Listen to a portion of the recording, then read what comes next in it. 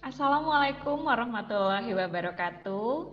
Semuanya kembali lagi bersama saya Fani Paulina Ruskandar. Di sini saya sebagai moderator yang akan memandu acara webinar ini sampai 1 jam ke depan.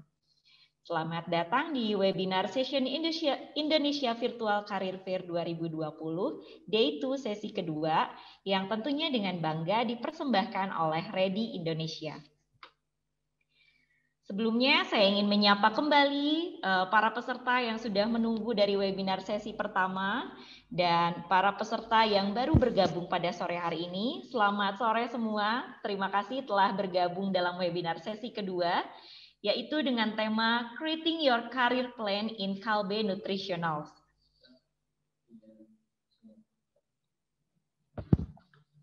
Oke, pertama-tama saya akan menyapa dulu narasumber yang sudah bersama kita dan sudah kita tunggu-tunggu untuk sharing knowledge-nya, yaitu ada Bapak Rian Pri selaku Talent Acquisition Assistant Manager of Kalbe Nutritionals. Selamat sore Pak. Halo sore Pak Rian. Halo, sorry masih ke mute Mbak Fani. Okay, Apa Pak. kabar Mbak Fani? Alhamdulillah, sehat? baik Alhamdulillah, Pak. ya. Buat Bapak dan Ibu para peserta webinar kali ini, apa kabar semuanya? Tentunya semuanya baik ya Pak ya. Sehat ya, oke. Baik, terima kasih kepada Bapak Rian Pri, narasumber kita yang sudah meluangkan waktunya serta seluruh peserta webinar. Sebelum masuk ke materi, saya akan menyampaikan sekilas informasi mengenai Kalbe Nutritional, yaitu PT Sanghyang Perkasa atau yang dikenal Kalbe Nutritionals adalah bagian dari PT Kalbe Pharma Tbk yang merupakan salah satu perusahaan farmasi terkemuka dari Indonesia dan telah dikenal di skala nasional maupun internasional. Setelah itu, mari kita langsung saja mulai pembahasan dari narasumber kita, yaitu Bapak Rian Pri selaku Talent Acquisition Assistant Manager of Kalbe Nutritionals. Silakan Pak Rian. Oke Mbak Fani, terima kasih banyak atas waktu dan tempat yang dipersilakan kepada saya.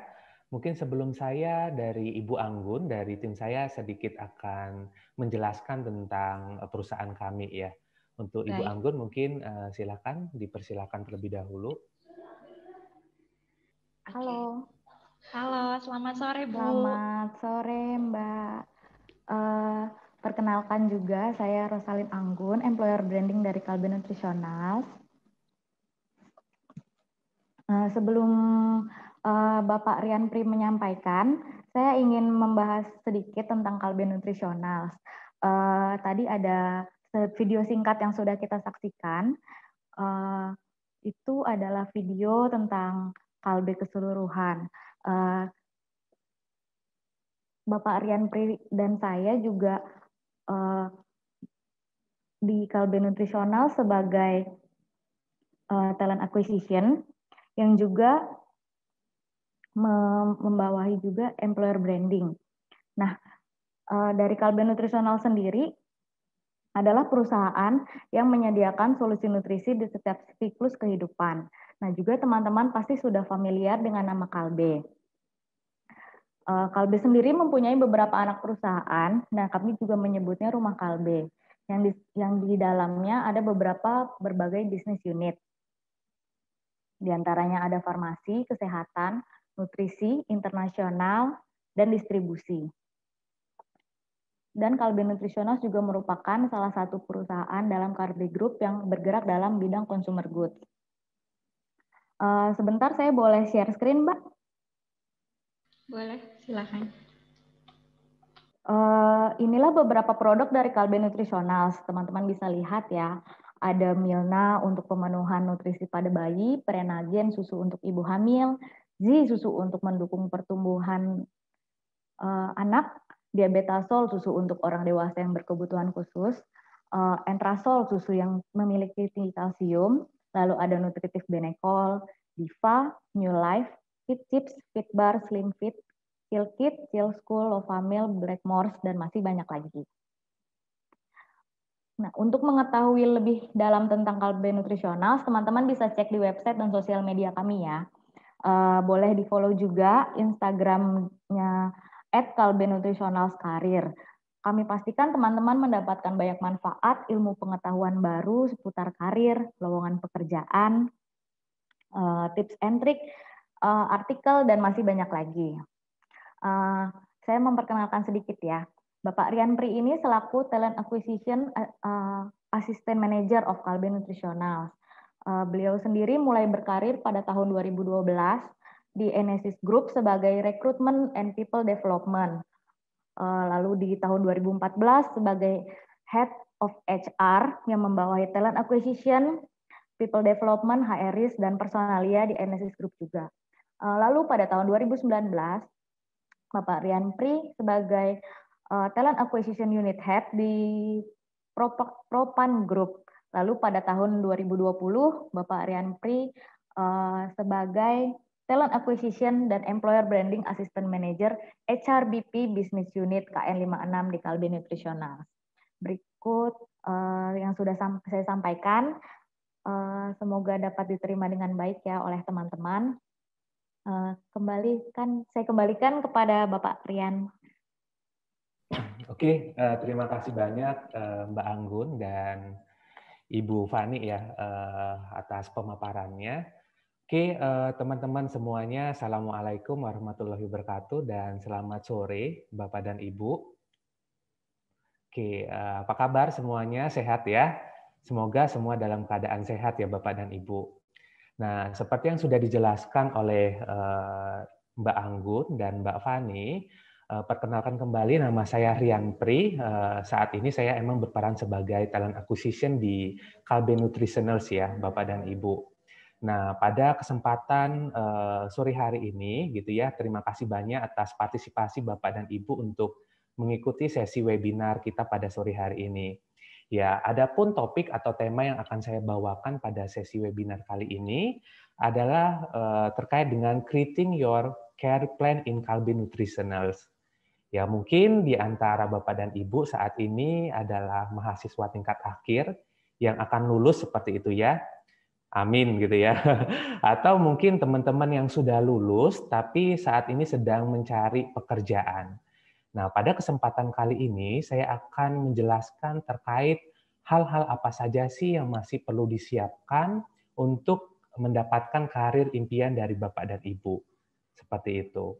Nah, perlu saya tekankan juga Bapak dan Ibu bahwa setiap individu memiliki keunikan masing-masing gitu ya, memiliki keunikan dalam jalur hidup maupun jalur karir. Sehingga tidak semua informasi kemudian saran atau advice yang akan saya berikan dapat diimplementasikan oleh semua Bapak dan Ibu. Jadi silakan nanti direview apakah saran dan informasi yang kami berikan dapat diimplementasikan untuk kemajuan karir Bapak dan Ibu ke depannya. Oke, mungkin izinkan saya untuk share screen terlebih dahulu ya Bapak dan Ibu. Nah, seperti yang informasi tadi disampaikan oleh Mbak Anggun, bahwa saya memulai karir secara profesional saya di Enesis Group, ini di tahun 2012 sebagai Recruitment and People Development Supervisor ya. Kemudian sampai di tahun 2020 ini saya bergabung di Kalbe Nutritionals sebagai Talent Acquisition dan saat ini akan memperbantukan SRBP untuk bisnis unit kami yaitu Baby Food and Adult Nutrition. Oke, what's next gitu ya. Nah, ini mungkin pertanyaan yang mungkin selalu muncul gitu ya ketika kita akan lulus atau sudah lulus. Apa sih jalur hidup kita ke depannya setelah kita lulus dari perkuliahan begitu ya. Nah, tentunya kita berharap kita bisa mendapatkan pekerjaan yang sesuai kita impikan begitu. Namun sebelum saya jelaskan detail tentang perencanaan karir yang ada di Kalbe Nutritionals, izinkan saya menjelaskan sedikit background gitu ya, menjadi latar belakang terkait dengan fenomena yang terjadi di Indonesia saat ini, Bapak dan Ibu. Ya, di sini saya akan menjelaskan hasil survei yang dilakukan oleh Badan Pusat Statistik yang ini dihimpun atau dipublish oleh katadata.co.id ya Bapak dan Ibu. Berdasarkan data ini, secara agregat pengangguran di Indonesia ini mengalami penurunan dari tahun ke tahun. Nah, ini tentunya terlepas dari isu pandemik yang terjadi di tahun 2020 ini yang berdampak di seluruh berbagai belahan dunia ya Bapak dan Ibu. Nah, terlepas isu pandemik bahwa tingkat pengangguran di Indonesia ini mengalami penurunan. Hanya ketika kita review lebih detail gitu ya, bahwa ternyata untuk lulusan pendidikan tinggi seperti diploma maupun S1 ini mengalami peningkatan. Ya, secara umum tingkat pengangguran menurun, tapi secara lebih detail ternyata lulusan perguruan tinggi untuk diploma dan S1 justru meningkat. Nah, kemudian muncul pertanyaan gitu ya, apa yang kemudian menyebabkan lulusan perguruan tinggi ini, diploma dan S1 ini justru meningkat. Nah, di sini kami sudah melakukan gitu ya, mengidentifikasikan dua faktor utama terkait dengan tingginya angka pengangguran berpendidikan tinggi, Bapak dan Ibu, ada faktor eksternal dan ada faktor internal, ya. Faktor eksternal yaitu ketidakseimbangan jumlah pekerjaan, ya, jumlah pekerjaan dan jumlah tenaga kerja, kemudian terkait dengan perkembangan teknologi dan kemudian persaingan global. Dan ada juga untuk faktor internalnya adalah keterampilan yang tidak sesuai, tidak adanya perencanaan karir, dan tingginya harapan pencari kerja. Nah, dari masing-masing faktor ini saya akan jelaskan satu persatu. Kita mulai dari faktor eksternal. Yang pertama adalah jumlah ketidakseimbangan jumlah pekerjaan dan jumlah tenaga kerja, ya Bapak dan Ibu. Seperti yang kita ketahui, good news-nya adalah setiap tahun di Indonesia lulusan pendidikan tinggi ini selalu meningkat, ya, terus meningkat begitu. Nah, namun yang menjadi bad news-nya adalah bahwa tingginya lulusan perguruan tinggi ini tidak diimbangi dengan ketersediaan lapangan kerja, ya, sehingga tidak semua lulusan perguruan tinggi ini akhirnya terserap di industri di Indonesia, begitu ya. Analoginya seperti ini, Bapak dan Ibu, misalnya gitu ya, pada tahun tertentu gitu ya, lulusan pendidikan tinggi ada 10.000 ya. Yang lulus D3 dan S1 ada 10.000 di tahun tersebut gitu. Nah, namun di pasar tenaga kerja hanya terserap sebagiannya saja, hanya 5.000 misalnya. Nah, 5.000 lagi kemana? Nah, 5.000 ini tentunya akan berkompetisi kembali di tahun berikutnya dengan para lulusan-lulusan baru. Nah, ketika hal ini terjadi dan terakumulasi, maka ini mengakibatkan jumlah pengangguran akan semakin tinggi, gitu ya. Nah, ketidakseimbangan ini di Indonesia ini juga diakibatkan karena lembaga pendidikan menghasilkan lulusan tetapi tidak sesuai dengan kebutuhan tenaga kerja Bapak dan Ibu, gitu ya. Yang dibutuhkan oleh industri misalnya kompetensi tertentu, tapi hal ini tidak sesuai dengan kompetensi daripada lulusan-lulusan tersebut, begitu. Nah, ketidakseimbangan ini akhirnya berdampak pada dua fenomena yang kita sebut sebagai vertical mismatch dan horizontal mismatch. Ya, vertical mismatch ini adalah ketidaksesuaian pekerjaan dengan tingkat pendidikan dan upah, gitu ya. Misalnya kita dari pihak industri, gitu ya, mempersyaratkan posisi tertentu lulusan SMK. Tapi kemudian yang mendaftar adalah lulusan S1 atau D3. Ya, atau mungkin kita sesuai gitu ya, kita harapkan yang apply S1 tapi ternyata dari sisi industrinya tidak membayarkan sesuai dengan background education-nya. Nah, fenomena ini disebut sebagai vertical mismatch. Nah, ini terjadi 53,33% di Indonesia, Bapak dan Ibu. Ya. Selanjutnya, fenomena kedua adalah horizontal mismatch. Nah, ini yang mungkin sering kita dengar ya Bapak Ibu ya, bahwa terjadi ketidaksesuaian kualifikasi pekerjaan dengan latar pendidikan. Ya, pada posisi atau jabatan tertentu kita butuhkan yang lulusan accounting gitu ya. Misalnya untuk posisi accounting gitu ya. Nah, tentunya kita mencari orang-orang yang lulus di ekonomi gitu ya, di akuntansi gitu. Tapi yang ternyata yang apply adalah jurusan misalnya ya biologi, kemudian hukum, seperti itu. Nah, ini terjadi di Indonesia ini kurang lebih 60,52% Bapak dan Ibu. Ya, karena terjadinya ketidakseimbangan ini. Nah, berikutnya Nah, sebelum lanjut, di sini ada beberapa industri ya, seperti sektor pertanian, ini paling tinggi Bapak dan Ibu. Ya, ini untuk vertical mismatch-nya ada 96,86%. Ya, ketidaksesuaian pekerjaan, ya ngambil jurusannya adalah jurusan pertanian gitu ya, tapi kemudian apply di fungsi atau posisi yang berbeda yang tidak sesuai dengan background pendidikannya. Begitu juga dengan sektor manufaktur dan sektor jasa ya, tapi yang paling tinggi adalah sektor pertanian. Nah, kemudian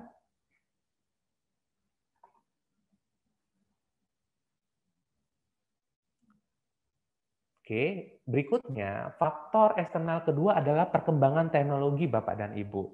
Ya, good news-nya bahwa perkembangan teknologi tentunya akan membantu proses kerja yang dilakukan oleh manusia gitu ya, sehingga proses kerja bisa dilakukan dengan cepat dan akurat gitu. Namun yang perlu dikhawatirkan juga bahwa akhirnya banyak pekerjaan-pekerjaan yang kemudian digantikan oleh teknologi. Ya, mungkin kalau beberapa tahun yang lalu di industri perbankan gitu ya, mereka banyak meng-hire teller gitu ya, level teller atau customer service, tapi mungkin sekarang tidak sebanyak beberapa tahun yang lalu gitu. Karena apa? Peran mereka sudah bisa digantikan oleh mesin atau disebut dengan anjungan tunai mandiri, ya. Dan di beberapa industri manufaktur misalnya, yang tadinya proses produksi mostly dilakukan oleh human gitu ya, tapi akhirnya dengan adanya teknologi gitu ya, akhirnya teknologi yang memiliki peran penting di dalam proses produksi sehingga jumlah human-nya tidak sebanyak beberapa tahun yang lalu seperti itu. Tapi dengan perkembangan teknologi ini artinya apa? Bahwa dituntut untuk kita bisa meningkatkan kemampuan kita dalam penggunaan teknologi. Ya, sehingga apa? Sehingga kita tidak tergerus dengan tergantinya teknologi-teknologi yang digunakan oleh berbagai perusahaan-perusahaan tersebut. Seperti itu. Nah, berikutnya, faktor eksternal yang ketiga adalah persaingan global, Bapak dan Ibu. Pemberlakuan integrasi ekonomi di negara-negara ASEAN ini berlangsung di Desember tahun 2015 yang lalu begitu. Nah, dengan demikian banyak tenaga kerja yang ada di luar Indonesia kemudian masuk ke Indonesia, ya, melamar ke Indonesia dan sebaliknya. Artinya apa? Bahwa semakin ketat gitu ya persaingan di dunia kerja karena apa? Dari berbagai negara itu dibebaskan gitu ya untuk melamar di negara lain. Nah, ada beberapa tentunya profesi-profesi yang diperkenankan untuk masuk ke negara-negara ASEAN seperti yang sudah saya tampilkan di sini, ada arsitek, insinyur, dentist dan beberapa profesi lainnya, dan kemungkinan gitu ya akan terus bertambah di tahun-tahun berikutnya.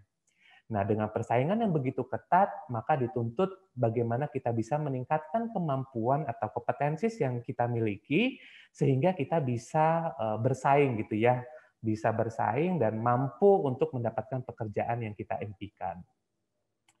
Berikutnya, Bapak dan Ibu, faktor internal ya. Jadi kalau faktor eksternal mungkin akan sulit kita kendalikan karena mungkin perlu institusi pendidikan atau pihak government yang mengendalikan isu-isu tersebut. Yang bisa kita lakukan adalah mengendalikan faktor internal, bagaimana kita bisa meminimalisir faktor-faktor internal ini sehingga kita bisa lebih confident dan lebih percaya diri serta lebih kompeten untuk mendapatkan karir yang kita impikan. Apa saja sih yang mengakibatkan pengangguran di level perguruan tinggi ini tinggi gitu ya? Yang pertama adalah terkait dengan keterampilan yang tidak sesuai. Berdasarkan hasil riset dari McKinsey Global Institute gitu ya, pada tahun 2030 nanti dibutuhkan kurang lebih 113 juta tenaga kerja terampil. Ya, sayangnya sampai saat ini tenaga terampil di Indonesia hanya sebesar 57 juta, gitu ya. Jadi keterampilan tidak sesuai ini tentunya ya menyebabkan tingginya angka pengangguran yang ada di Indonesia. Karena apa? Keterampilan atau kemampuan kita tidak sesuai dengan kebutuhan yang dipersyaratkan oleh perusahaan. Sebagian orang ada yang sharing ke saya gitu ya. Ya gimana kita punya keterampilan gitu ya, bagaimana kita punya pengalaman kerja gitu. Karena yang selama ini lowongan-lowongan yang dipublish oleh masing-masing perusahaan tuh mempersyaratkan pengalaman gitu ya. Nah, kita sadar sebagai SR bahwa kalau untuk para fresh graduate gitu ya, atau teman-teman yang masih berstatus entry level, sebenarnya keterampilan yang kita maksud di sini bukanlah keterampilan terkait dengan pengalaman kerja Bapak dan Ibu gitu. Tapi keterampilan di sini adalah kemampuan kalian gitu ya. Jadi kalau kita definisikan dari definisi keterampilan ini, keterampilan adalah kemampuan seseorang untuk menyelesaikan suatu pekerjaan. Nah, keterampilan tidak semata-mata didapatkan dari pengalaman kerja Bapak dan Ibu, gitu ya. Keterampilan bisa kita lakukan selama kita kuliah, kurang lebih 3,5 atau 4 tahun, kita bisa mengembangkan keterampilan kita. Ya, keterampilan ini sendiri ada soft skill dan hard skill, dan tentunya kita bisa dapatkan dari selama kita di bangku kuliah, gitu ya. Mulai dari kegiatan organisasi kampus, organisasi sosial di tempat kita tinggal, gitu ya. Kemudian mulai dari kursus atau mungkin kita mengikuti program magang, gitu ya. Jadi kalau fresh graduate kita biasanya ya keterampilan yang akan kita lihat adalah keterampilan-keterampilan yang sifatnya kalian dapatkan dari pengalaman-pengalaman organisasi maupun pengalaman magang tersebut gitu. Jadi jangan khawatir ya kalau misalnya banyak lowongan kerja yang mempersyaratkan pengalaman kerja, ya kita juga punya keterampilan gitu ya dengan pengalaman-pengalaman yang teman-teman miliki seperti itu. Nah, berikutnya keterampilan sendiri yang sudah saya jelaskan tadi terbagi dua, hard skill dan soft skill ya Bapak dan Ibu. Hard skill ini adalah pengetahuan dan keterampilan teknis yang harus dimiliki untuk sebuah pekerjaan tertentu yang berhubungan dengan suatu proses, alat, atau teknik. Nah, selama kuliah di 3,5 sampai 4 tahun, kita dapetin hard skill dari mana sih? Ya tentunya dari bangku kuliah ya. Kemudian ada praktikum-praktikum tentunya akan meningkatkan hard skill teman-teman di bidang atau jurusan yang teman-teman tekuni. Nah, kemudian soft skill. Soft skill apa? Soft skill adalah keterampilan seseorang dalam berhubungan dengan interpersonal dan keterampilan dalam mengatur intrapersonal yang dibutuhkan dalam sebuah pekerjaan tertentu. Ya. Nah, contohnya apa? Misalnya soft skill, communication skill gitu ya, interpersonal skill, leadership gitu ya, kemudian ada achievement orientation dan sebagainya. Nah, soft skill ini juga bisa kita dapatkan selama kita berada di bangku kuliah ya, Bapak dan Ibu ya.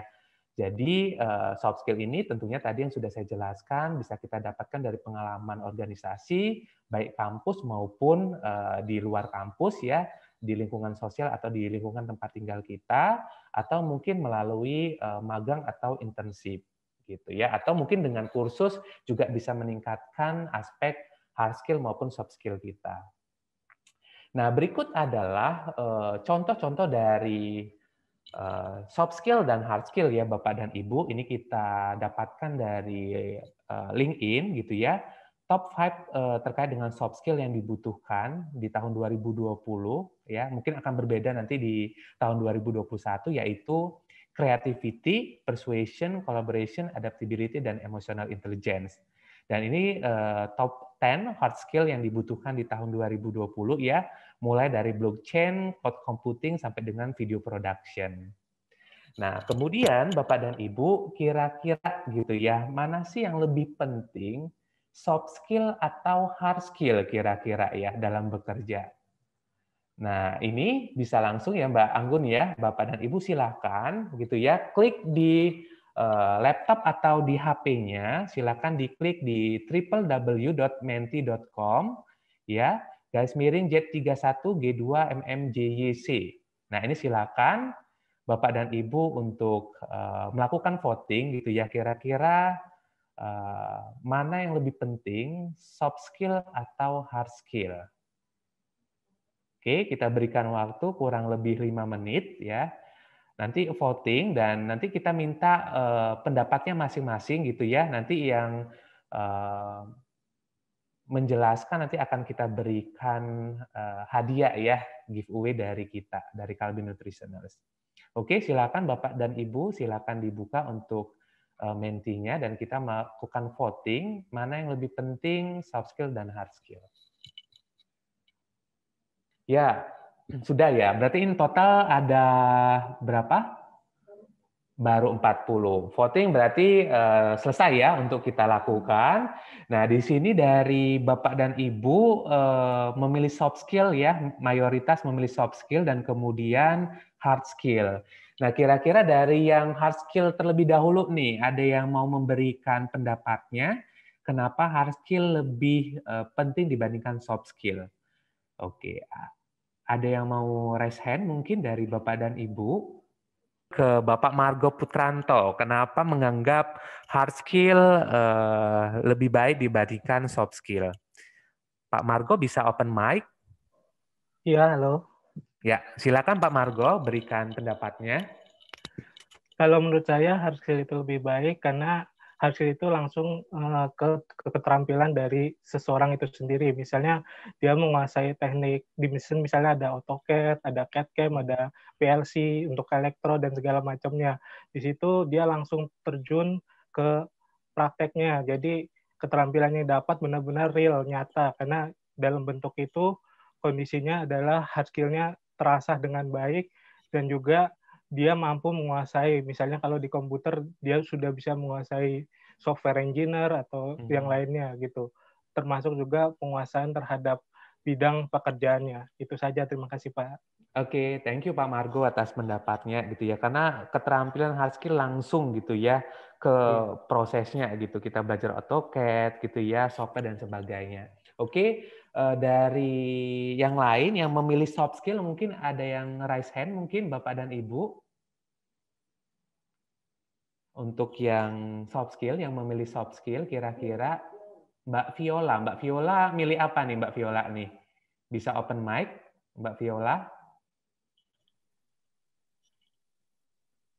Halo, selamat sore Mbak Viola. Saya pilih soft skill. Iya, kenapa Mbak Viola milih soft skill? Karena berdasarkan pengalaman dan mentoring dari atasan saya juga, dalam bekerja yang didahulukan adalah attitude, behavior, and character. Saat kita kompetensinya belum cukup, asalkan kita attitude dan punya semangat untuk mau belajar, kita bisa mengerjakan sesuatu yang di luar tanggung jawab kita atau diberikan tambahan pekerjaan, sehingga trust atasan ke kita bisa tambah dan kita bisa kompeten di bidang yang kita tekuni. Oke, good answers ya Mbak Viola. Terima kasih banyak atas pendapatnya. Oke. Nah, saya akan sharing di slide-nya untuk memberikan penjelasan lebih lanjut terkait dengan mana yang lebih penting, soft skill atau hard skill ya Bapak dan Ibu ya. Berdasarkan survei Bapak dan Ibu ya, 85% gitu ya, dari ini Harvard University gitu ya, the Carnegie Foundation and Stanford Research Center, 85% seseorang sukses dalam pekerjaan berasal dari pengembangan soft skill dan people skill ya. Dan hanya 15% kesuksesan pekerjaan berasal dari keterampilan teknis dan pengetahuan hard skill-nya. Nah, begitu juga dengan survei yang dilakukan oleh Stanford gitu ya, menjelaskan bahwa 75% kesuksesan sangat tergantung pada soft skill. Sedangkan sementaranya hanya 25% pengetahuan teknis gitu ya. Jadi betul yang dikatakan oleh Pak Margo dan Ibu Viola gitu ya. Sebenarnya ya dalam pekerjaan kita harus benar-benar bisa mengembangkan kemampuan baik dari aspek hard skill maupun soft skill kita gitu ya. Nah, ada beberapa informasi yang saya dapatkan juga bahwa hard skill atau soft skill ini juga tergantung kepada level jabatan gitu ya yang sedang kita pilih gitu ya. Kalau di level eksekutor, di level pelaksana mungkin hard skill-nya lebih penting dibandingkan soft skill. Tapi kalau misalnya di level leader, supervisor up, mungkin soft skill-nya akan lebih berperan penting terhadap keberhasilan seseorang dalam pekerjaan. Kenapa? Karena untuk menjadi seorang leader gitu ya, kita punya tim di bawah kita gitu ya, kemudian kita juga berinteraksi dengan banyak orang. Nah, tentunya kemampuan interpersonal sangat dibutuhkan ya. Mulai dari communication skill, interpersonal skill, as leader tentunya kalau misalnya project kita harus mengembangkan bawahan kita gitu ya. Bagaimana kita bisa mengembangkan bawahan kita, bagaimana kita bisa achieve terhadap target yang sudah ditentukan. Nah, itu adalah kompetensi daripada soft skill, ya. Sehingga dalam hal ini mana yang lebih penting? Nah, tergantung daripada level atau jabatannya, gitu ya. Pada jabatan tertentu di level supervisor up mengatakan bahwa soft skill sangat berperan penting terhadap kesuksesan seseorang dalam menyelesaikan pekerjaannya, ya, Bapak dan Ibu. Nah, kita lanjut ke materi berikutnya. Nah, ini adalah faktor berikutnya dari faktor internal yang mengakibatkan tingkat pengangguran tinggi di pendidikan tinggi, yaitu diploma dan S1. Tidak adanya perencanaan karir, Bapak dan Ibu. Ya, sebenarnya perencanaan karir ini idealnya kita buat gitu ya sebelum kita masuk ke perguruan tinggi. Ya, dengan harapan kita bisa memilih jurusan gitu ya, jurusan yang dapat meningkatkan knowledge maupun keterampilan kita yang nantinya akan mendukung dari pekerjaan yang kita yang kita inginkan begitu ya.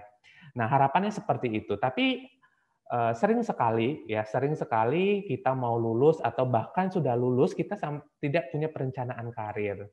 Nah, untuk itu kita perlu membuat perencanaan karir ini ya jauh-jauh hari sebelum kita lulus, Bapak dan Ibu. Jadi tidak ada kata terlambat. Kalaupun misalnya saat ini kita belum ada perencanaan karir, ya mau nggak mau perencanaan karir itu harus kita buat gitu ya.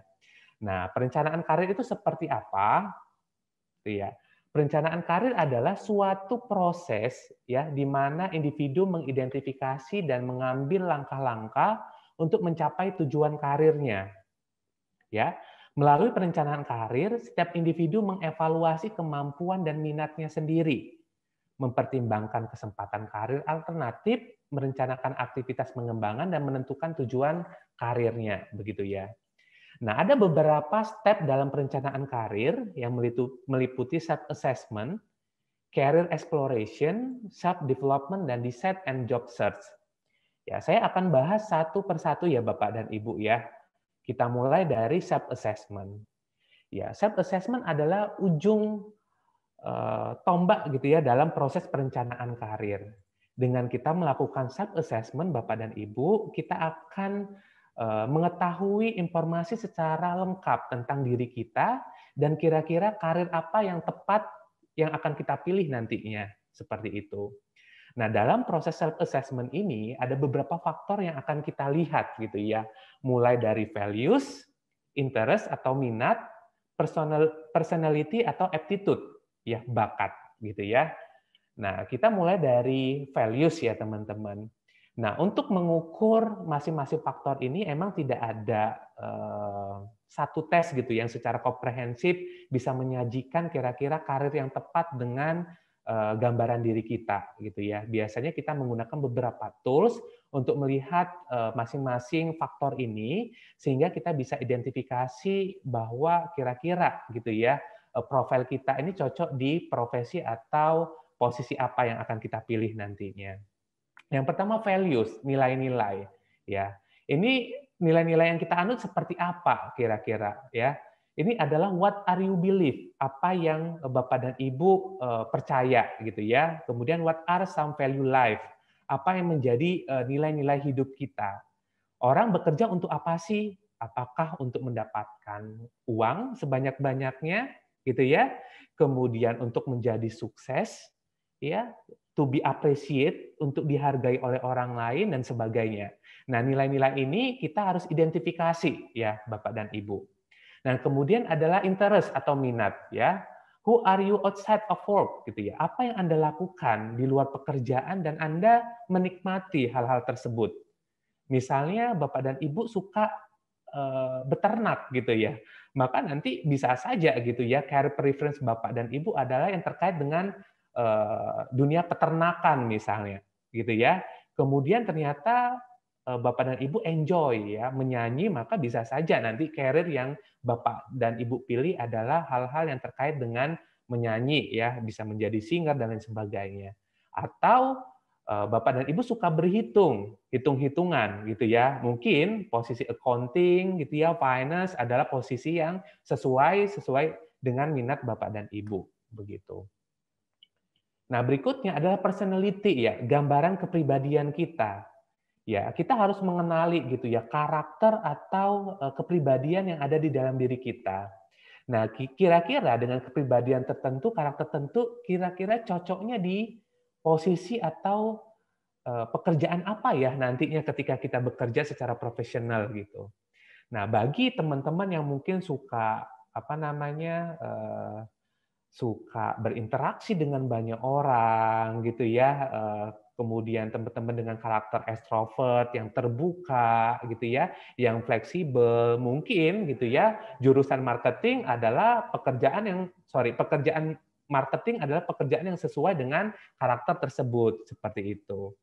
Atau sebaliknya, bagi orang-orang introvert gitu ya, atau kalau dalam personality DISC, orang-orang compliance, orang yang suka dengan data-data, orang yang teliti gitu ya, mungkin cocoknya adalah pekerjaan-pekerjaan yang di belakang layar seperti accounting atau finance misalnya gitu ya. Jadi disesuaikan dengan personality atau kepribadian kita serta bakat ya, kegiatan-kegiatan yang kita sukai Bapak dan Ibu. Oke, selanjutnya. Nah, penting juga selain melihat 4 faktor itu, kita juga harus melihat bahwa pekerjaan itu sesuai dengan passion kita, gitu ya. Why do we need passion to get job? Ya, ini Steve Jobs, teman-teman, menjelaskan bahwa satu-satunya cara untuk melakukan pekerjaan luar biasa adalah dengan mencintai apa yang kita lakukan, gitu ya. Nah, kalau kita bekerja dengan passion, Bapak dan Ibu, gitu ya, tentunya sesulit apapun pekerjaan tersebut, kita akan enjoy, gitu ya. Secara psikologis, kalau kita bekerja sesuai dengan passion, akan menciptakan kebahagiaan, gitu, untuk menyelesaikan pekerjaan tersebut. Nah, kesenangan, kebahagiaan ini juga akan berpengaruh terhadap proses kimiawi yang ada di otak nih, berdasarkan survei, gitu ya. Kalau kita happy, kita senang menyelesaikan pekerjaan, maka ini bisa membuat reaksi kimia di otak, di mana rasa bahagia ini bisa menghambat oksigen yang ada di dalam otak, sehingga kita tidak mudah exhaust, tidak mudah letih baik secara fisik ataupun mental ketika kita menyelesaikan pekerjaan. Itu kenapa ada orang-orang gitu ya, yang biasanya dengan pekerjaan yang banyak gitu ya, dia tetap happy ya, tetap enjoy menikmati pekerjaan-pekerjaannya tersebut, seperti itu. Jadi pentingnya passion ya teman-teman dalam menentukan pekerjaan yang nantinya kita akan pilih. Nah, passion itu memiliki beberapa hal gitu ya. Passion itu adalah has a desire, apa yang menjadi hasrat kita, keinginan kita, ya.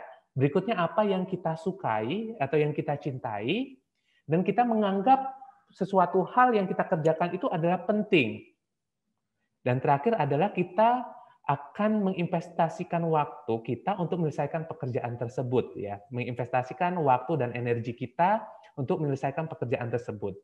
Jadi kendati gitu ya, ketika kita menghadapi masalah dalam pekerjaan kita, ya orang-orang yang punya passion ini akan terus berupaya untuk menyelesaikan pekerjaan tersebut dan tidak mudah lelah secara fisik maupun emosional tentunya. Nah, berikutnya Bapak dan Ibu, dari tahapan perencanaan karir ini, setelah self assessment adalah career exploration, ya, career exploration. Eksplorasi karir adalah tahapan kedua dari perencanaan karir. Pada tahapan ini, individu belajar tentang berbagai jenis pekerjaan dan kecocokan dengan preferensi karir sesuai dari hasil assessment. Ya, kita tadi sudah mapping berdasarkan self assessment, kira-kira personality kita apa, gitu ya, minat kita apa, value kita apa, bakat kita apa, gitu. Nah, kemudian kita tentukan nih beberapa posisi atau pekerjaan yang related dengan hasil itu. Ya, di sini diharapkan Bapak dan Ibu bisa mengidentifikasi ya dan menentukan 3 sampai dengan 5 posisi yang akan Bapak dan Ibu pilih nantinya. Setelah itu, setelah kita sudah sortir ke 3 atau 5 posisi, yang selanjutnya dilakukan adalah indoor research. Melakukan riset by internet. Tentunya dari 5 posisi tersebut kita harus tahu apa sih job responsibilities-nya, apa sih job desk-nya, kira-kira requirements-nya seperti apa ya untuk posisi tersebut. Gitu ya. Nah, kemudian bagaimana nanti jenjang karirnya untuk posisi tersebut. Nah, itu kita perlu explore banyak di informasi-informasi yang mungkin kita bisa dapatkan di internet. Nah, selanjutnya tentunya informasi yang kita dapatkan dari indoor akan sangat berbeda dengan informasi yang kita dapatkan dari outdoor. Outdoor ini dari mana? Ya, kita bisa tanyakan kepada senior kita yang sudah bekerja sebelumnya gitu ya di posisi yang sama, mungkin kita bisa tanyakan, Kak, kira-kira untuk posisi yang sekarang lagi ditekunin itu job desk-nya seperti apa ya? Requirements-nya seperti apa ya gitu ya? Atau mungkin kalau sekarang lagi kuliah, Bapak dan Ibu bisa riset di mungkin pusat center ya, career center yang ada di masing-masing kampus Bapak dan Ibu dan bisa dikonsultasikan juga ya. Baik ke senior, mungkin ke teman-temannya juga yang sudah bekerja. Nah, kita explore ya terkait dengan pilihan beberapa alternatif karir yang akan kita pilih nantinya, seperti itu. Nah, berikutnya adalah self development. Kita sudah melakukan assessment, kemudian kita sudah survei terkait dengan job requirements-nya, persyaratannya.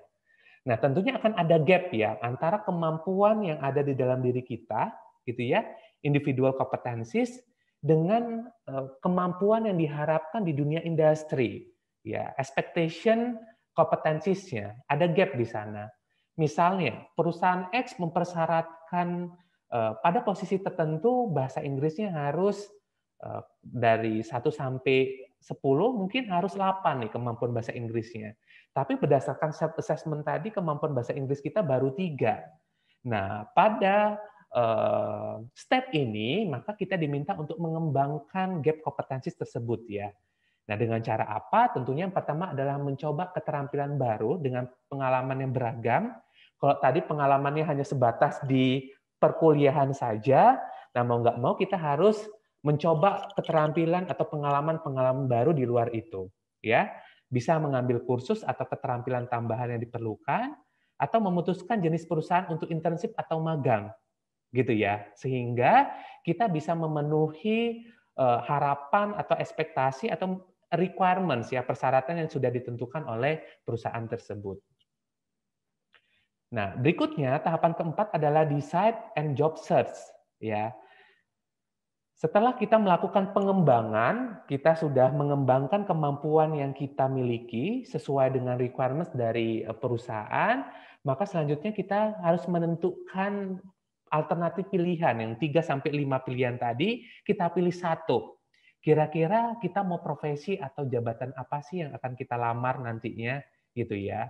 So yang bisa dilakukan dalam penentuan ini ya teman-teman bisa belajar lagi bagaimana kemudian mempersiapkan CV yang baik gitu ya sehingga teman-teman bisa dipanggil ke tahapan interview oleh SR. Seperti kita ketahui bahwa SR ketika publish posisi tertentu gitu ya, satu posisi yang melamar bisa sampai dengan ribuan orang. Nah, ini bagaimana kita bisa mempersiapkan CV kita semenarik mungkin sehingga kita bisa dipanggil untuk proses wawancara. Ya, kemudian learning and implementing job strategy. Kira-kira melalui apa nih kita melamar ke perusahaan tersebut? Websitenya kah? Ya, atau misalnya memperbarui profil LinkedIn kita agar menarik sehingga SR-SR di luar tertarik dengan CV dengan profil kita misalnya atau bisa dengan job portal seperti Jobstreet dan sebagainya. Nah, strategi-strategi ini nanti teman-teman silakan identify dan appointing gitu ya. Kira-kira strategi yang tepat untuk melamar pekerjaan itu yang seperti apa. Kemudian mulai belajar untuk interview ya, untuk mengembangkan kemampuan dalam proses interview dan kemudian bagaimana teman-teman bisa menentukan pilihan yang tepat sesuai dengan gambaran atau profil diri teman-teman sekalian. Nah, selanjutnya, nah ini faktor yang ketiga yang berpengaruh terhadap tingginya tingkat pengangguran pendidikan tinggi ya, level diploma maupun S1. Tingginya harapan para calon tenaga kerja ya, teman-teman ya, Bapak dan Ibu, hanya mau bekerja jika gajinya besar. Ya, ini sebenarnya sah-sah saja kalau kita memilih pekerjaan yang gajinya besar. Tetapi harus realistis juga ya. Artinya apa? Ya, tentunya SR atau perusahaan tentunya punya standar tertentu untuk membayar gaji karyawannya gitu ya. Biasanya yang kita berikan ya, gaji yang kita bayarkan itu berdasarkan pay for person ya, gaji berdasarkan orang ya. Seberapa bagus atau seberapa mampu seseorang terampil dalam mengerjakan pekerjaannya.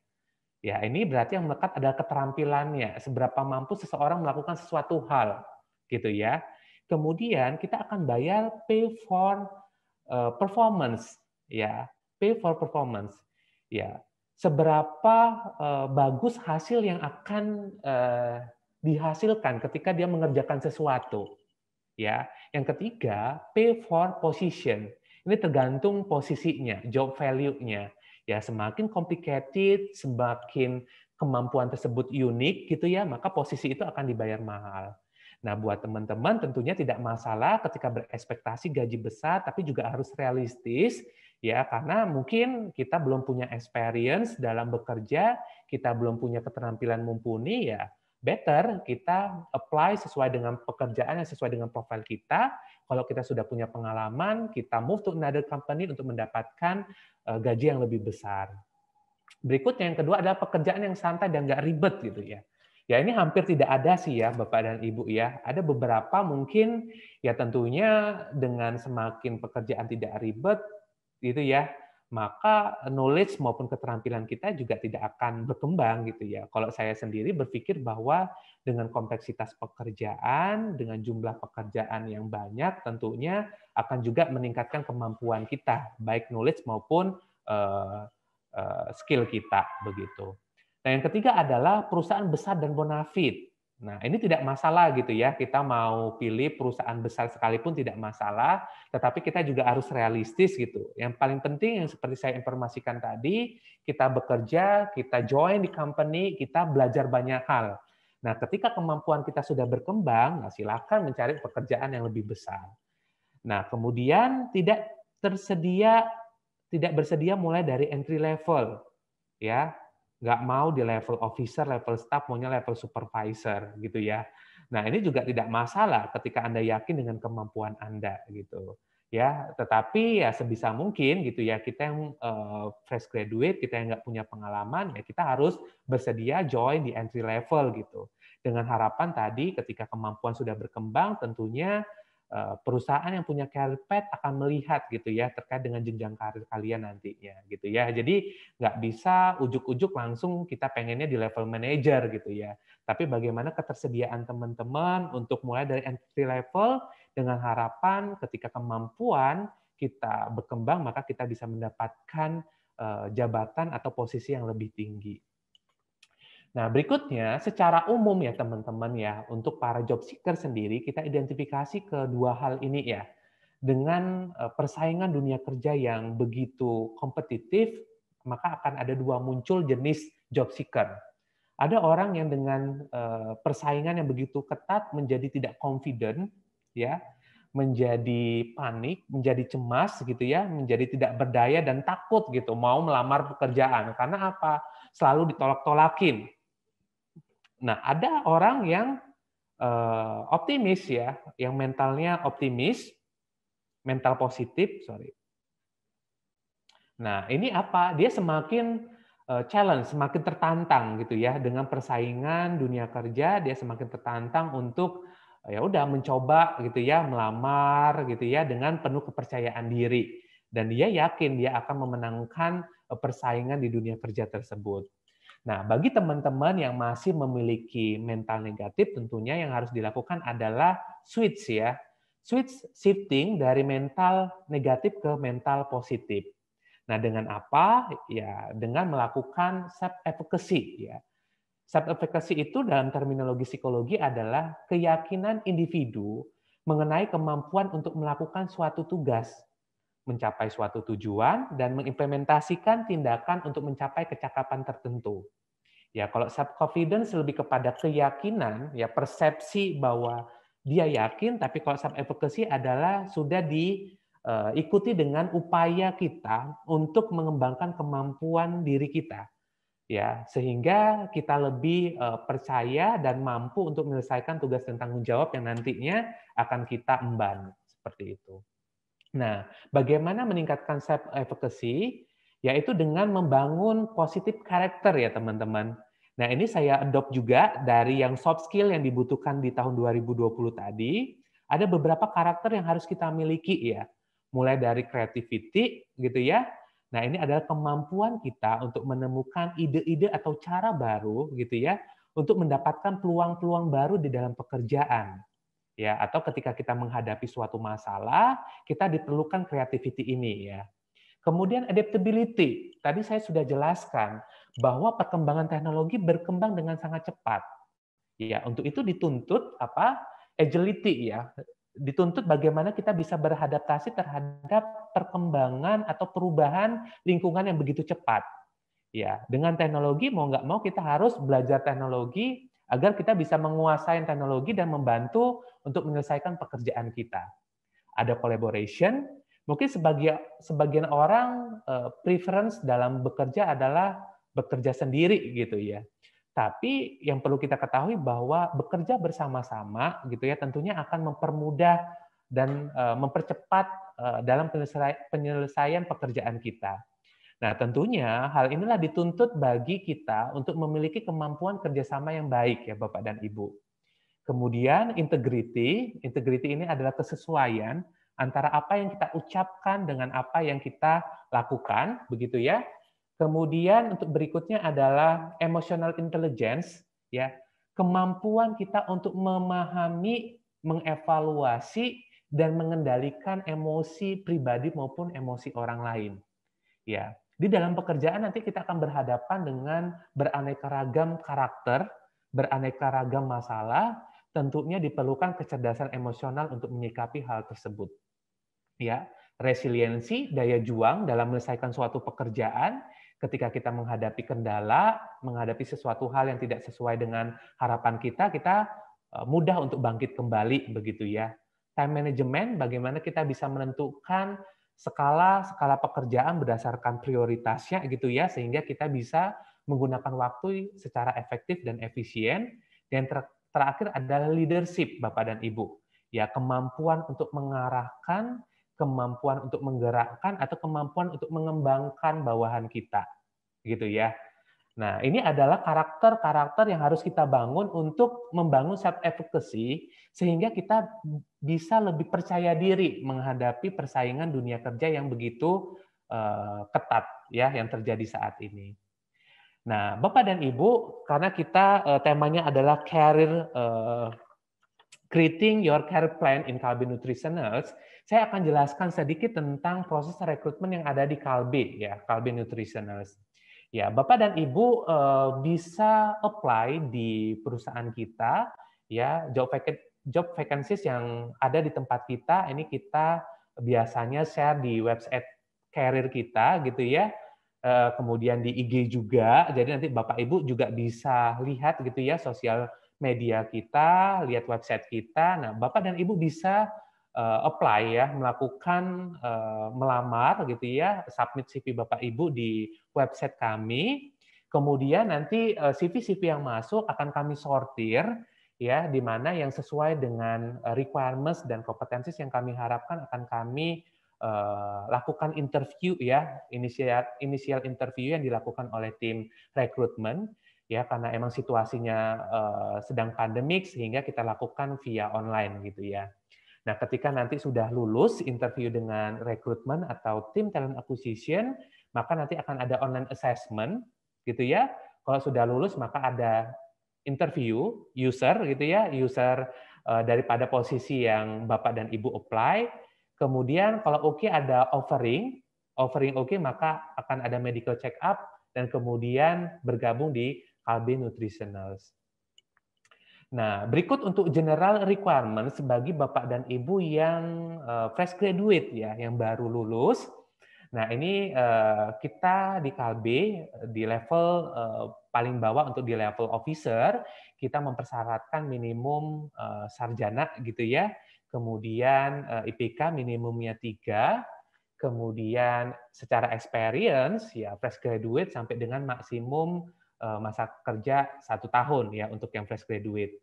Kemudian tentunya kita juga pengen melihat aspek dari kompetensi, maka kita juga harapkan kandidat-kandidat yang apply di perusahaan kita ini berpartisipasi itu tadi bahwa keterampilan bisa kita dapatkan dari kegiatan yang teman-teman lakukan baik di kampus maupun di luar kampus. Nah, tentunya itu akan menjadi added value buat kita gitu ya. Dan kemudian secara soft skill tadi saya sudah jelaskan juga ya, mulai dari leadership, interpersonal, communication skill, dan hal-hal yang emang diperlukan untuk menyelesaikan suatu pekerjaan dari jabatan yang teman-teman pilih nantinya. Seperti itu. Dan kemudian, nah ini saya kembali mention untuk sosial media kami, gitu ya, yang biasanya kami selalu secara kontinu untuk mengiklankan lowongan pekerjaan yang ada di Kalbe Nutritionals, ya. Ini nanti silakan Bapak dan Ibu follow gitu ya, karena banyak informasi-informasi yang sangat bermanfaat bagi Bapak Ibu nanti untuk mempersiapkan bagaimana mempersiapkan diri untuk menghadapi persaingan gitu ya saat interview misalnya dan sebagainya. Nah, harapannya nanti informasi-informasi yang ada ini bisa membantu Ibu untuk sukses ya, Bapak dan Ibu untuk sukses mendapatkan pekerjaan yang Bapak dan Ibu impikan. Nah, berikutnya, nah mungkin materinya sudah selesai Bapak dan Ibu. Mungkin untuk selanjutnya kita ada tanya jawab ya. Untuk tanya jawab mungkin bisa dipandu oleh Ibu Fani ya, Bu Fani ya. Oke, demikian Bapak dan Ibu untuk materi yang saya sampaikan pada sore hari ini. Ibu Fani boleh diajukan pertanyaan-pertanyaan yang sudah diajukan oleh Bapak dan Ibu sekalian mungkin. Baik Pak, terima kasih Pak Rian atas materi yang telah disampaikan. Sangat lengkap dari mulai hal-hal yang perlu dipersiapkan untuk para pencari kerja, bagaimana memulai pekerjaan sampai perencanaan karir dengan menggali potensi diri ya Pak. Kita harus tahu dulu minat dan bakat sehingga kita bisa merencanakan karir apa yang akan kita kembangkan begitu. Baik, kita akan langsung masuk ke sesi tanya jawab. Nanti akan ada 3 pertanyaan terpilih yang akan saya bacakan. Yang pertama ada dari Kathleen Clarissa ingin bertanya apa saja core value perusahaan serta produk unggulan dari Kalbe yang membuat Kalbe berdiri hingga saat ini. Kemudian mengenai pengembangan pegawai di Kalbe, apakah dapat menjadi pertimbangan kami untuk karir jangka panjang? Silakan Pak. Oke. Core value yang ada jadi untuk Kalbe Nutritional sendiri kita sudah berusia 38 tahun ya Bapak dan Ibu. Nah ini kita baru saja berulang tahun kemarin di awal Desember gitu. Nah apa yang kemudian membuat Kalbe Nutritional sampai saat ini bisa bertahan gitu ya di tengah persaingan dunia industri khususnya consumer goods gitu. Nah tentunya yang kita lakukan adalah value yang utama yang kita lakukan adalah innovation gitu ya. Kalbe selalu melakukan innovation gitu ya dengan membuat produk-produk yang sesuai dengan kebutuhan masyarakat saat ini ya. Jadi kita selalu berinovasi untuk produk-produk gitu sehingga produk-produk kita laku gitu ya, laku di market di pasar karena emang sesuai dengan kebutuhan masyarakat saat ini.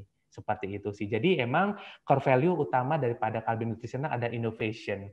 Ya, innovation baik daripada produk-produk kita maupun terkait dengan proses kerja kita gitu ya. Innovation dalam penggunaan teknologi dan sebagainya seperti itu.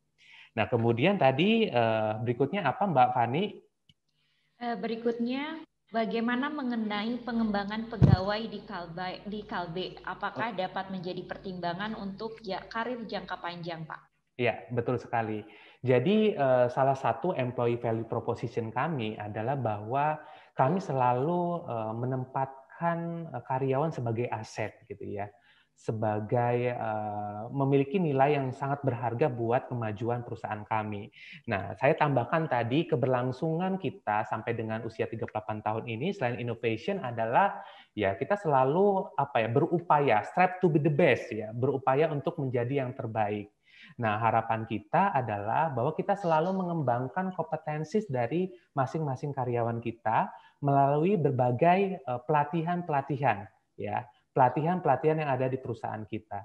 Jadi tidak hanya pelatihan yang sifatnya in class, misalnya training, tetapi dengan melakukan job enlargement, job enrichment, ya, project assignment gitu. Nah, tentunya apa? Tentunya agar si karyawan-karyawan ini kompeten di bidangnya masing-masing gitu ya.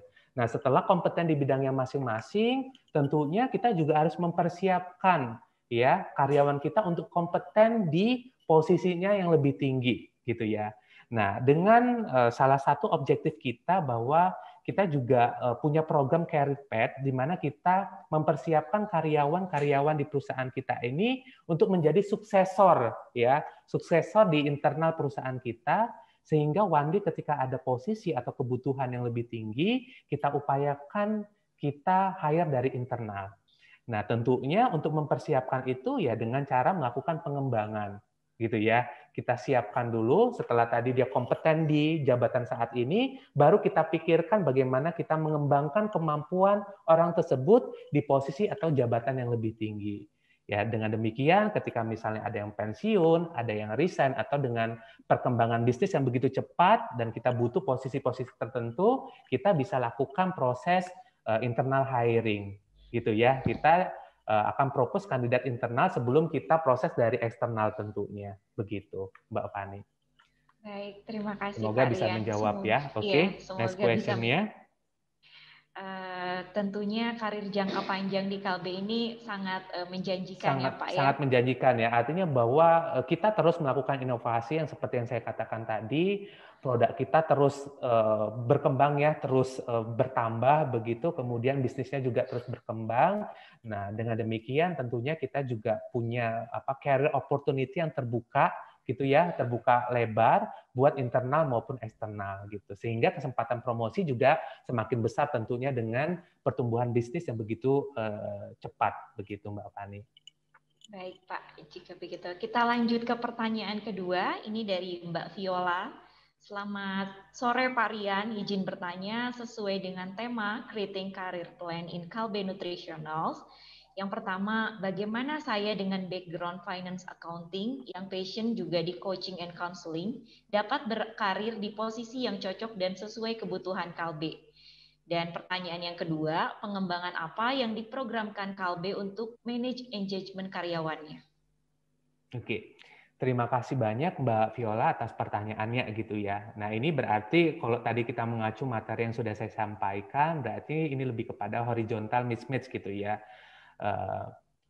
Memilih pekerjaan yang tidak sesuai dengan background-nya gitu ya. Ini sebenarnya tidak masalah karena emang berdasarkan survei di pekerja di Indonesia ternyata kurang lebih 60% dia bekerja tidak sesuai dengan background education-nya gitu ya. Mungkin saja karena pada saat itu milih jurusan ternyata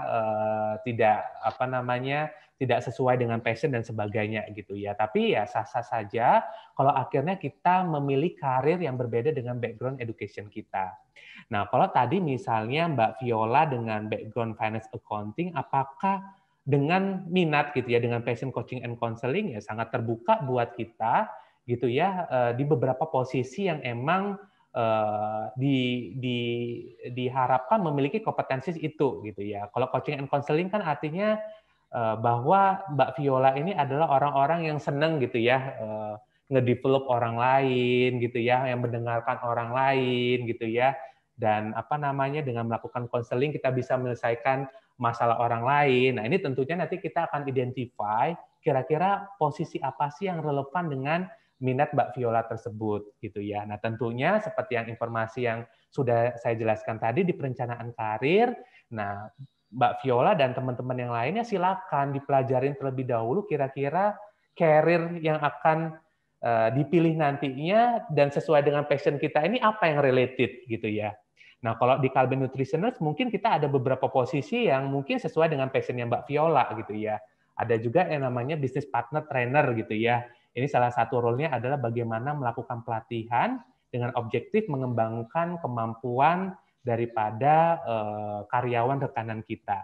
Nah, bisa saja passion itu masuk ke posisi tersebut. Tapi yang relevan posisi apa nanti silakan dari masing-masing Bapak dan Ibu yang eksplor sendiri gitu ya, dari pilihan karirnya, kira-kira posisi mana sih yang sesuai dengan passion Bapak dan Ibu gitu, agar nanti nggak salah pilih begitu. Nah, kemudian yang kedua adalah pengembangan apa yang diprogramkan KB untuk memanage engagement karyawannya gitu ya. Jadi bisa dikatakan turnover employee di KB Nutritioners ini sebenarnya tergolong kecil ya gitu ya teman-teman ya, di mana karyawan KB Nutritioners itu emang ya bisa dikatakan betah-betah di sini. Nah, tentunya ada program-program yang sudah diimplementasikan oleh perusahaan untuk meretain, mempertahankan atau menjaga karyawan agar tetap stay di KB Nutritioners dan kita mengurangi resiko turnover tersebut. Nah, ada banyak hal yang mungkin tadi saya sudah jelaskan terkait dengan development. Ya, saya katakan di sini bahwa program development yang ada di KB Nutritioners sangat berkembang dengan baik gitu ya. Kita memastikan bahwa karyawan-karyawan kita selalu mendapatkan peningkatan baik secara knowledge maupun keterampilannya gitu. Karena ketika mereka berkembang secara kompetensis, toh yang untung kita gitu ya. Karyawan akan menjadi produktif dan akan membawa apa ya produktivitas buat company juga seperti itu. Nah, kemudian career path tentunya yang seperti yang sudah saya jelaskan tadi, ya kita mempersiapkan semua karyawan internal untuk benar-benar bisa ready gitu ya, bisa siap untuk kita promosikan di level yang lebih tinggi seperti itu. Nah, di samping itu work environment gitu ya, mostly berdasarkan analisa yang kita lakukan banyak sekali gitu ya, karyawan kita menilai environment di Kalbe ini sangat nyaman gitu ya. Nyamannya dalam arti apa?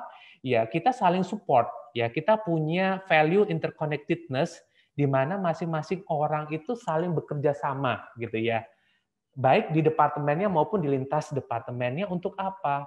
Ya tentu tujuannya satu yaitu untuk untuk membantu produktivitas perusahaan gitu ya. Jadi di sini saling suportif, saling bekerja sama dengan baik, akhirnya tiap-tiap orang merasa terbantu ketika dia menyelesaikan pekerjaannya. Begitu sih. Ya, jadi mulai dari development-nya, career path-nya, kemudian terkait dengan work environment-nya, dan kemudian benefit-benefit lain yang mungkin nantinya gitu ya teman-teman akan rasakan sendiri deh ketika bergabung di Kalbe Nutritioners seperti itu. Oke, Mbak Fani, ada lagi? Mungkin pertanyaan selanjutnya yang terakhir, Pak. Ini dari Fatika Rizkia, Nur Mahasiswi dari IAIN Kudus. Dalam hal ini, apakah di Kalbe dalam merekrut karyawan itu mempertimbangkan pengalaman organisasi dibandingkan dengan nilai yang diperoleh selama di bangku kuliah atau sekolah? Lalu menurut Bapak, mana yang lebih penting di antara dua itu? Di antara nilai sekolah dan pengalaman organisasi? IPK dan pengalaman organisasi gitu ya. Nah, emang di awal gitu ya, bagi lulusan fresh graduate, kita akan melihat dua aspek ini sih, IPK dan pengalaman organisasi gitu ya. Tetapi itu tidak semata-mata menjadi requirements utama kita gitu ya. Kita akan kembali lagi lihat kompetensi atau keterampilan daripada orang tersebut gitu. Nah, tentunya seperti yang saya jelaskan tadi, soft skill tadi ya bisa kita dapatkan dari pengalaman-pengalaman yang kita dapatkan dari organisasi gitu ya, baik kampus maupun non kampus gitu. Nah, kita akan lihat lagi ya, meskipun IPK-nya bagus gitu ya, dia aktif di dalam organisasi, tapi kita lihat orang ini terampil nggak, punya potensi nggak yang bisa dikembangkan, seperti itu sih. Jadi dua faktor itu merupakan sesuatu hal yang kita lihat gitu ya, tapi tetap dalam proses interview, dalam proses seleksi kita akan melihat potensinya juga. Apakah orang ini memiliki potensi yang bisa dikembangkan, yang kira-kira dia bisa mampu untuk menyelesaikan tugas dan tanggung jawab nantinya atau tidak, seperti itu ya. Jadi tetapi yang perlu saya tekankan, karena IPK dan pengalaman organisasi ini menjadi sangat penting, karena ini yang akan mengasah keterampilan kalian baik hard skill maupun soft skill, sehingga sebisa mungkin selama kuliah di 3,5 tahun atau 4 tahun ini, kalian harus memperbanyak pengalaman itu, ya, pengalaman organisasi itu baik di kampus maupun di luar kampus, agar hard skill dan soft skill-nya bisa berkembang, dan itu menjadi added value buat teman-teman sekalian ketika melamar di pekerjaan yang teman-teman apply gitu ya. Karena harapannya sih ketika kita sudah memiliki keterampilan itu, ya kemungkinan kita akan sukses atau mampu menyelesaikan tugas dan tanggung jawab yang akan diberikan nantinya, seperti itu. Ya, jadi kalau dibilang mana yang lebih penting, ya mungkin dua-duanya ya, hard skill maupun soft skill-nya gitu, baik IPK maupun pengalaman organisasi, begitu. Oke, ada lagi Mbak Fani? Untuk sesi webinar kali ini mungkin hanya 3 pertanyaan yang kita pilih, Pak. Untuk pertanyaan lainnya yang belum terjawab, mungkin bisa disampaikan melalui Instagram, mungkin ada account Instagram atau link lain yang bisa menghubungi tim dari Kalbe Nutritionals, atau bisa lewat dari Redicare juga, nanti kami akan bantu untuk forward ke tim dari Kalbe. Oke. Ya, betul sekali Mbak Fani. Jadi nanti teman-teman untuk pertanyaan yang belum terjawab dan Bapak dan Ibu atau teman-teman ingin mendapatkan informasi lebih lanjut, bisa follow di Instagram kita Kalbe Nutritionals Career. Nanti kita akan bantu pertanyaan-pertanyaan yang Bapak dan Ibu atau teman-teman ajukan. Seperti itu. Baik, akhirnya kita di penghujung acara. Terima kasih kepada narasumber Bapak Rian Pri atas materi yang diberikan. Setelah webinar ini pasti akan banyak yang apply dan semua ingin mengembangkan karir di Kalbe Nutritional. Oke, terima kasih juga Mbak Fani. Terima kasih atas kesempatannya untuk Ready Indonesia dan Aku Kerja yang sudah berkolaborasi untuk mengadakan sesi webinar kali ini ya. Iya, sama-sama. Terima kasih banyak, terima kasih. Pak. Selamat sore. Assalamualaikum warahmatullahi wabarakatuh. Waalaikumsalam warahmatullahi wabarakatuh. Semoga materi yang sudah disampaikan di webinar hari ini bisa bermanfaat untuk kita semua. Terima kasih untuk semuanya yang sudah bergabung dan mengikuti seluruh rangkaian acara pada hari ini. Wassalamualaikum warahmatullahi wabarakatuh.